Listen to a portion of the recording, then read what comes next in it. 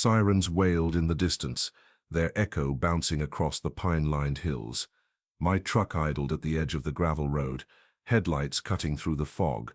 When I saw it, bright orange cones and a steel chain stretched across the only entrance to my campground. Standing behind it, arms folded like a queen guarding her throne, was her, HOA President Linda Carter, her lips curled in that smug little smirk that neighbors knew all too well. She tapped a clipboard against her chest, the kind of gesture meant to say, "This is my land now, my rules. Turn it around," she called out, her voice sharp, dripping with false authority.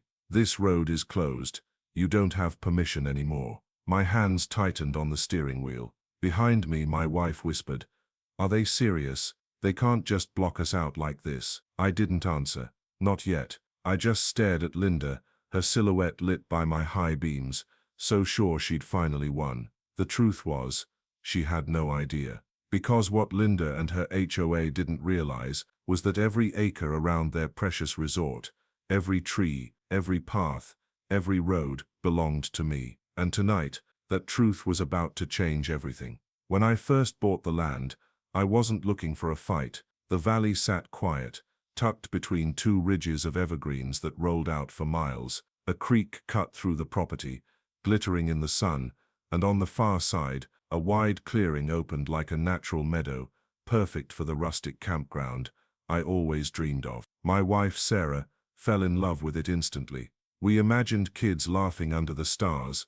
campfires burning low, the smell of pine smoke drifting across the night air. I was a veteran, long out of uniform, but still carrying the weight of years abroad. More than anything, I wanted peace. A place where my family and neighbors could enjoy the land, free from concrete rules and power trips. That dream worked at first. The trouble started the day I met her, Linda Carter, president of the Lakeside Resort HOA. She carried herself like a monarch disguised as a neighbor, heels clicking on gravel, sunglasses perched too high, voice pitched like every word she spoke was a verdict. "Lovely little campground you've got here," she said, on our first meeting, her eyes scanning my property, as if she already owned it. "Of course you'll have to follow HOA guidelines." I frowned. "I'm not part of your HOA." She smiled like I'd told her a joke. "Everything in this valley falls under our association, even your driveway. We'll send you the rulebook." Sarah later told me she saw the shift in my face, the same quiet steel I had on deployments when someone tested me. I didn't argue that day, though. Instead, I thanked Linda, wished her a good afternoon, and let her walk back to her resort with that clipboard tucked under her arm like a weapon. But the first strike came a week later. A letter slid into my mailbox. Violation notice. According to the HOA, my gravel road was non-compliant. The sign I hung, "Campground entrance," was unsightly. Even the fire pit by the creek was unsafe. It didn't stop there. One morning, I stepped outside to find 3 neon orange cones blocking the end of my road. A laminated notice flapped in the wind, "Driveway access revoked, pending HOA approval." Sarah's shoulders slumped when she saw it. "They can't be serious. We've only been here a month." I picked up the cones, stacked them neatly, and carried them to the side of the road. "Serious? Yes, right. Not even close." The next week brought more letters, threats of fines, warnings about trespassing if guests parked near the resort's property line. Neighbors who once waved politely now looked the other way, afraid to be seen near us. It wasn't the money or the letters that weighed on me. It was watching Sarah's hope for our quiet life shrink each day. She stopped planning the campfire nights, stopped inviting friends over.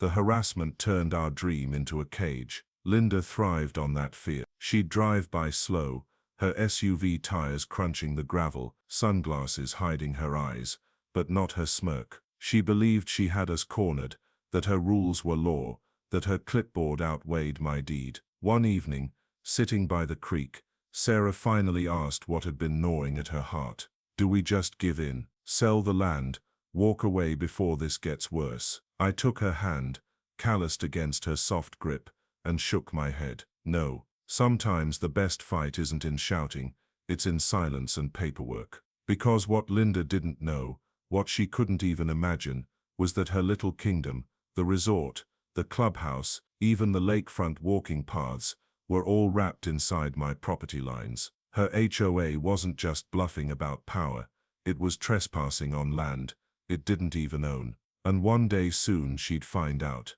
The harassment didn't slow, it grew bolder. Every week, another letter arrived, the HOA logo stamped in red at the top like a badge of authority. Failure to comply will result in fines. Unapproved structures must be removed. One notice even claimed that our firewood stack was a health hazard. Sarah would sort through the envelopes at the kitchen table, her shoulders sagging lower each time. I could see the stress pulling at her, those faint lines deepening near her eyes, the way she flinched whenever Linda's SUV crept by. It wasn't just the letters. One morning, I found bright orange paint sprayed across the gravel at the end of my driveway, marking supposed property lines. Wooden stakes with laminated notices, HOA boundary, stabbed into the dirt like warnings. And then came the humiliation. The HOA newsletter circulated in every mailbox around the valley. On the second page, beneath the bold heading Community Reminders, there it was, unauthorized campground in violation of HOA rules, guests parking without permission, noise complaints pending. Neighbors who once waved started crossing the street to avoid me. Some whispered apologies, afraid Linda would catch them speaking with me. The valley turned cold, not from the weather, but from fear. One night after dinner, Sarah broke down. She sat at the edge of the bed, twisting her wedding ring, her voice trembling. I thought this would be our escape. Now I'm afraid to even invite family over. What if she calls the police? What if she fines us into the ground? I sat beside her, placing a hand on her shoulder. My voice stayed calm, even though anger roared in my chest. She wants us rattled, that's her game.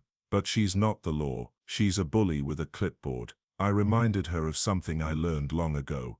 Patience is power. In combat, shouting and charging only gets you killed. But waiting, studying the field, knowing when to strike, that's how you win. So I waited, and I documented every letter, every notice, every cone and stake. I photographed them, stamped them, filed them neatly. I recorded the paint markings, the newsletter shaming, even the way neighbors admitted they were told not to talk to me. All of it went into a folder. But Linda wasn't satisfied with paper harassment. She wanted a scene. It was Saturday morning when I found her latest blockade. A fresh chain stretched across the entrance, padlocked tight, cones on both sides. A neon red sign screamed, "No entry, HOA property." I parked my truck just short of it and got out. My boots crunched the gravel. Sarah followed behind, her arms folded against the chill. Linda stood there with two board members flanking her like bodyguards. She smirked, arms crossed, sunglasses reflecting the morning sun. "You've ignored every notice," she said, voice loud enough for the neighbors watching from their porches. "As of today, this road is closed. You and your so-called guests are trespassing." Sarah's hand tightened around my arm. I could feel her trembling. I took a slow breath, forcing calm into my voice. "Linda, you don't own this road." Her laugh rang out, sharp and mocking. "We control this valley, and you'll learn one way or another that the HOA always wins." I didn't argue, I didn't shout. I simply studied her smug face, memorized every word, and turned back toward my truck. Behind me, Sarah whispered, "You're just going to let her do this?" I glanced back at Linda, standing tall like she'd already won. "Not forever," I said softly. "Her day's coming." Because what she couldn't see, and what I hadn't yet revealed, was the folded deed tucked safe inside my files, signed and sealed by the county. It showed every acre, every road, every tree. Her kingdom sat squarely inside mine. And the moment she tried to bring in the law, she'd find out just how fragile her throne really was. The chain stayed up all morning, like a dare. By noon, the sound of tires on gravel rolled up the valley. A county sheriff's SUV. Behind it, a white code enforcement truck with a light bar. Neighbors came to their porches with mugs in their hands, whispering like they were watching a parade. Linda stood tall at the blockade, chin lifted, sunglasses gleaming. Finally, she said, waving the officers over, "Shut this campground down. He's trespassing on HOA property." The deputy, A broad man with patient eyes looked at the padlock. "Who put this chain here?" "I did," Linda said, proud. "I'm the HOA president. This road is under our authority." The deputy turned to me. "Sir," I kept my voice calm. "My name is Daniel Hayes. This is my driveway, and the only entrance to my campground. That chain is blocking access to my land." Code enforcement flipped open a tablet. "We've had complaints," he said, reading. "Noise, unapproved structures, unauthorized signs." I nodded once. "I have paperwork to show you." I lifted a weathered binder from my truck. It was thick with tabs and plastic sleeves. Every letter, every photo, every stake and cone documented with date and time. On top I placed a folded set of county plats and a recorded deed stamped with the clerk's seal. The deputy's eyebrows ticked up. He took the deed first. While he read, I spoke in a steady voice. "After my deployments, I apprenticed with a land surveyor for a year. I know how to read these lines. I spent 3 nights at the county records office pulling every map tied to this valley. The parcel you're standing on is mine. The gravel road, mine. The easement language goes one way, emergency access across my land for safety vehicles. It does not grant control to the HOA. Linda's smirk faltered, then snapped back. "This is absurd." "Our bylaws, mime," the deputy said, still reading. "Bylaws don't trump deeds." Code enforcement zoomed into an aerial map on his tablet. The blue lines traced parcels like puzzle pieces. He dragged his finger, following a shape that wrapped like a horseshoe around the resort's buildings. He looked up at me. "This outline, that's your parcel, every acre," I said. "The resort owns the condos and the clubhouse structures, but the land around them, including this road and the lakefront trail they call public, is on my deed." A ripple went through the small crowd. A mug clinked against a railing. Somewhere a screen door creaked. Linda laughed too loud. "He's bluffing." "Mime," the deputy said again, firmer now. "You can't chain off his driveway until ownership is in dispute, and a court order says otherwise. The obstruction needs to come down." She crossed her arms. "I'm not removing anything." The deputy looked at his partner. "Get the bolt cutters." For a heartbeat the valley went silent. Even the birds seemed to pause. The deputy set the cutters on the padlock, waiting. I held up a hand. "1 second. I lifted another page. Survey notes with meets and bounds. The latitude and longitude of my corner stakes. I pointed. "I reset these pins last week with a licensed surveyor. Photos and timestamps are in the binder. Your body cam will match the coordinates you're standing on." Code enforcement checked the tablet again. "It lines up." The deputy clipped the lock. The chain dropped with a heavy rattle and a puff of dust. Sarah let out a breath. I didn't know she was holding. My chest eased, but I kept my face steady. Neighbors stared at Linda. Her skin flushed a bright, angry pink. "This is a mistake," she said softly, the words strained. "You can't let him bully us." The deputy hooked the chain and set it aside. "No one's being bullied. We're following property records." He turned to me. "Sir, you're clear to use your driveway. If anyone obstructs it again, call us." Linda stepped closer, voice low and sharp. "You think this changes anything? We will file injunctions. We will fine your guests. We will shut you down." I met her eyes. "Do what you think you must." She spun on her heel, storming back toward her SUV. The 2 board members scrambled after her like scattered leaves. Engines started. Dust rose. The crowd drifted back to their doorways, carrying the news with them like sparks on wind. Sarah touched my arm. "Is it over?" "Not yet," I said. "But now the ground is level." That night the valley felt different. The creek ran the same, the stars burned the same, but the air carried a new weight, like a storm forming far beyond the ridge. I sat at the table and wrote 2 certified letters, one to the HOA board, and one to their management company. I cited the deed, the survey, the obstruction and the deputy's order. I requested all future contact be written only, no more pop-up confrontations. At midnight a car rolled slow past our driveway. It paused, then crept on. Headlights brushed the trees and vanished. The next morning, our mailbox held a thick envelope from the HOA's attorney, Mark Duragent. Inside, a demand to cease operations, threats of daily fines, and a warning that they would seek a temporary restraining order in court. At the bottom, a line was underlined in red.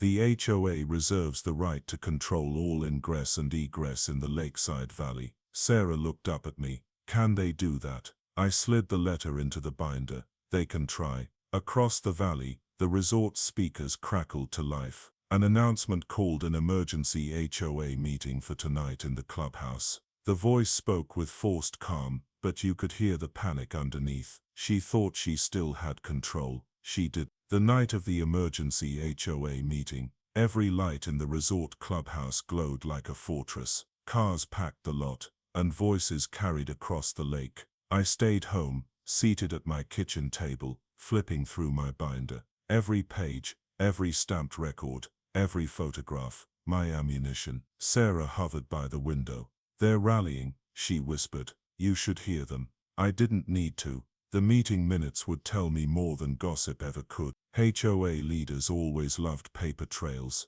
They couldn't help themselves. By morning, one of the neighbors slipped a copy under my door. She didn't say a word, just left the folded packet and walked away quick, eyes darting like she was committing treason. I opened it slowly. The words were exactly what I expected. Desperate. File complaint with zoning board. Report campground as unlicensed business. Spread word that guests bring crime and trash. Consider contacting state regulators to revoke access. And underlined, scrawled in Linda's handwriting, he cannot win. We must isolate him.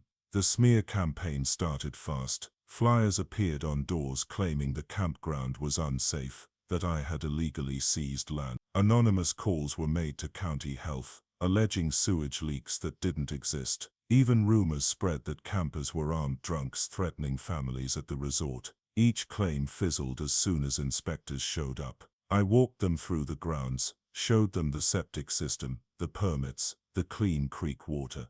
They left shaking their heads, embarrassed to have wasted time. But the harassment kept coming. Sarah grew weary. One afternoon she sat on the porch steps, her head in her hands. Why do they hate us so much? She asked softly. We just wanted peace. I sat beside her, the boards creaking under my weight. They don't hate us, they fear losing control. Fear makes people cruel. She looked up, eyes wet. And us, what do we do? I tapped the binder on my lap. We wait. We answer every lie with proof. And when the time comes we'll show them all at once. That time drew closer each week. The HOA kept sending letters, escalating in language. Now they carried threats of liens, foreclosure, lawsuits. But with every page, their credibility crumbled. Their words contradicted each other. Their bylaws clashed with county codes. I highlighted every line, marking inconsistencies like cracks in a dam. Neighbors started whispering too. At the grocery store, one man leaned close and muttered, "Linda's losing it. Folks are tired of the drama." Another neighbor quietly admitted that her dues had gone up, because the HOA was spending thousands on lawyers to fight me. The empire was draining itself. Still, Linda pushed harder. One evening, as Sarah and I drove back from town, we found fresh stakes hammered near the road. Signs reading "Trespassers will be prosecuted" flapped in the breeze. A security guard, hired by the HOA, sat in a folding chair beside them, radio clipped to his vest. I rolled down the window. Evening. He avoided my eyes. I was told to monitor traffic on my land. He shifted uncomfortably. I'm just doing my job. I snapped a photo and drove on. By the next morning, a certified letter was on its way, addressed not only to the HOA board, but to their law firm and the county clerk. Inside photos, GPS coordinates, and a demand that all unauthorized personnel be removed from my property immediately.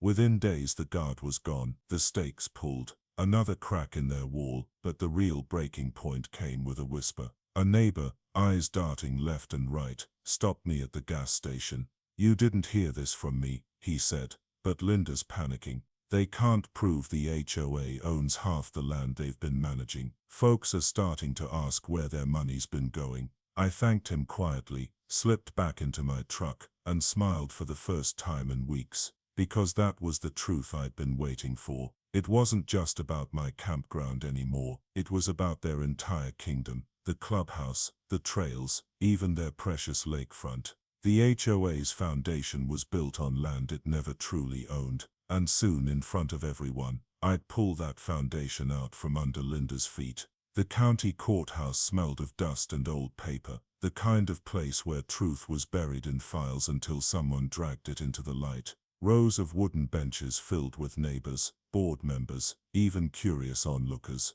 The whole valley had come to watch. At the front, Linda sat stiff in a navy suit, her hair pinned high, her clipboard resting on her lap like a weapon. The HOA's attorney whispered in her ear, but she waved him off, eyes locked on me with that familiar smirk. Sarah sat beside me, her hand in mine, trembling slightly. I squeezed back, steady as stone. When the judge called the case, the HOA attorney stood. Your Honor, the defendant has been operating an unlicensed campground on HOA-controlled land. He has ignored repeated violations, placed our community at risk, and refuses to comply with association rules. Linda nodded along, lips tight in satisfaction. Murmurs rippled through the benches. Then it was my turn. I rose slowly, binder in hand, and walked to the front. My boots echoed on the wood floor. I placed the binder on the evidence table, and opened it to the deed. Your Honor, I began, my voice calm but carrying through the room. This case is not about rules, it's about land. The HOA has no authority here, because their so-called property sits inside mine. The judge leaned forward. You're saying the HOA resort is built on your parcel? I slid forward the stamped county plat. Every acre around their buildings, every road, every trail, the records show it clearly. This isn't an opinion, it's the law, the attorney scoffed. Your Honor, this is grandstanding, but the judge raised a hand. Let him finish. I pulled out photographs, every cone, every chain, every trespass notice hammered into my soil. For months they harassed my wife and me. They called police, painted false lines, spread lies to our neighbors. But here is the truth. The HOA's bylaws stop at their walls. They don't own the land outside. I do, and I have respected their boundaries, even as they violated mine. Gasps swept the room. Neighbors leaned forward, eyes wide. I turned one final page, a survey map marked with GPS coordinates, signed by a licensed surveyor. These pins confirm the parcel. Their clubhouse parking lot extends 10 feet onto my property. Their community trail, mine. Even the road they chained shut, mine. The judge studied the documents for a long moment, then looked at the county clerk seated nearby. Do the records confirm this? The clerk adjusted his glasses, shuffled through the deed copies, and finally nodded. Yes, Your Honor, the land belongs to Mr. Hayes. The HOA does not hold title to the surrounding property. The room erupted, whispers, gasps, even a few laughs of disbelief. Linda shot to her feet, face red, voice shrill. This is ridiculous. We've governed this valley for 20 years. Everyone knows we control the roads. The judge's gavel cracked like thunder. Sit down, Mrs. Carter. But she couldn't stop herself. He's lying. He forged those records. We've collected dues. We've enforced rules. This campground is illegal. The judge's voice cut through the chaos, sharp and final. Enough. The evidence is clear. The HOA overstepped its authority. Their notices, fines and blockades were unlawful. Effective immediately, the HOA is ordered to cease enforcement outside their parcel. Any further harassment will result in penalties. The gavel struck again. Case closed. Linda collapsed back into her chair, her hands shaking so hard the clipboard slipped to the floor. Her attorney leaned away from her, lips pressed tight in defeat. Neighbors turned in their seats, eyes wide with something new, relief. They whispered to one another, some nodding in my direction, others glaring at Linda. The spell she'd cast for years had shattered in an instant. Sarah gripped my hand, tears streaming down her cheeks. It's over, she whispered. I exhaled slowly, like I'd been holding my breath for months. But for Linda, it wasn't just over, it was ruin. The authority she wielded like a weapon had been stripped bare in front of the very people she lorded over. Her empire wasn't just cracked, it had crumbled, and all it took was patience and proof. The days after the courtroom showdown felt lighter. The valley no longer carried that invisible tension, like a wire pulled too tight. Neighbors who had once avoided me now waved again. Some even stopped by with pies or casseroles, awkward but sincere gestures of apology. One older couple admitted quietly, "We never believed the lies, but Linda scared everyone into silence. Thank you for standing up." Sarah smiled more now. The lines of stress on her face softened. She started sketching plans again. Fire pits by the creek, a walking bridge over the shallow bend, a playground for families. The dream we'd once whispered under the stars returned to life. Meanwhile, the HOA board fractured. Members resigned, citing irreconcilable differences. Dues-paying residents demanded answers. Where had their money gone? Why had they been dragged into a war they couldn't win? The newsletters dried up, the threats vanished, and Linda, she withdrew. Her SUV, once a constant presence on our road, disappeared. Curtains drawn, blinds shut. The neighbors whispered that she'd been voted out of her presidency, stripped of her title. For someone who thrived on control, it was a slow-motion collapse. But I didn't gloat, not publicly. One evening, as Sarah and I walked the trail by the lake, we passed a group of neighbors sitting by the water. They invited us over. Kids played on the shoreline, splashing and laughing. It was the community we had imagined when we bought the land, free of fear, of threats, of smug smiles behind sunglasses. Sarah leaned close, her voice soft. "We almost gave this up." I wrapped an arm around her shoulder. Sometimes justice doesn't shout. Sometimes it whispers, slow and steady, until the walls fall down. That night, under a sky scattered with stars, I built the first real campfire since all of it began. Families gathered, roasting marshmallows, swapping stories. Laughter rose, stronger than any decree. The crackle of the fire drowned out the memory of chains rattling across my driveway. And as the flames flickered,